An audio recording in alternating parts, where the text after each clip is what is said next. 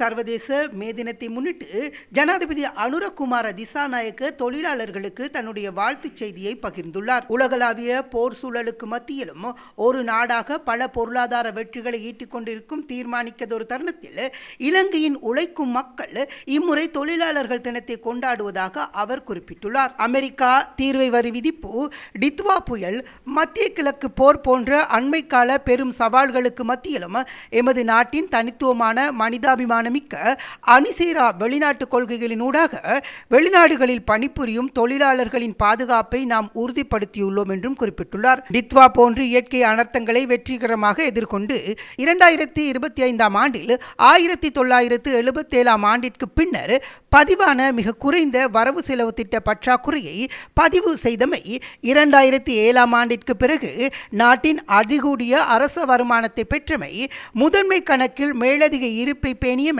பொருட்கள் மற்றும் சேவை ஏற்றுமதி வருமானம் $17 பில்லியன் தாண்டியமை, இலங்கை வரலாற்றில் அரச வருமான இலக்கை விஞ்சிய ஒரே ஆண்டு மற்றும் அதிகூடிய வெளிநாட்டு பணப்பரிமாற்றத்தை பெற்றமை உட்பட நாட்டின் முக்கிய பொருளாதார காரணிகளில் பல குறிப்பிடத்தக்க வெற்றிகளை நாம் பதிவு செய்துள்ளதாக குறிப்பிட்டுள்ளார். இத்தகைய தனித்துவமான வெற்றிகளுக்கு தோள் கொடுத்த இந்நாட்டின் உழைக்கும் மக்களுக்கு தேசத்தின் நன்றிகளை தெரிவித்துக் கொள்கின்றேன் என்றும் ஜனாதிபதி தன்னுடைய வாழ்த்து செய்தியில் குறிப்பிட்டுள்ளார்.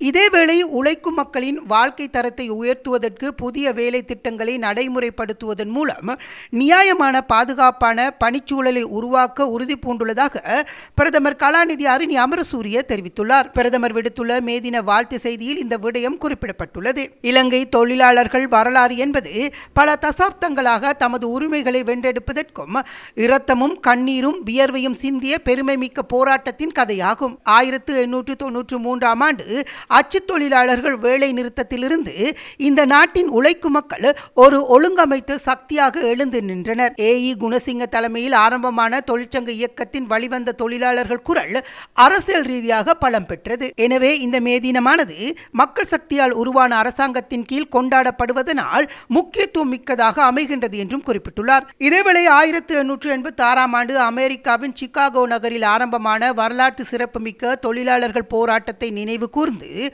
இன்று அனுஷ்டிக்கப்படும் சர்வதேச தொழிலாளர் தினத்தை முன்னிட்டு நாட்டின் அனைத்து உழைக்கும் மக்களுக்கும் தமது நன்மதிப்பை தெரிவித்துக் கொள்வதாக எதிர்க்கட்சி தலைவர் சஜித் பிரேமதாச தெரிவித்துள்ளார். அவர் விடுத்துள்ள மே தின வாழ்த்துச் செய்தியில் இந்த விடயம் தெரிவிக்கப்பட்டுள்ளது.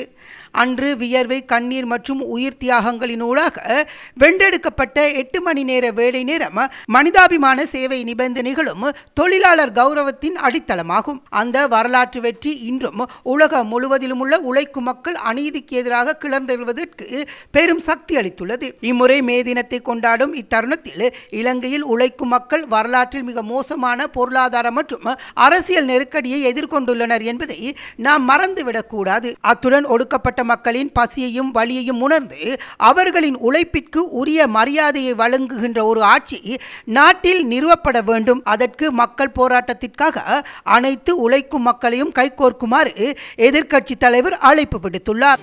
மேலதிக செய்திகளுக்காக எமது யூடியூப் தளத்தை சப்ஸ்கிரைப் செய்யுங்கள்.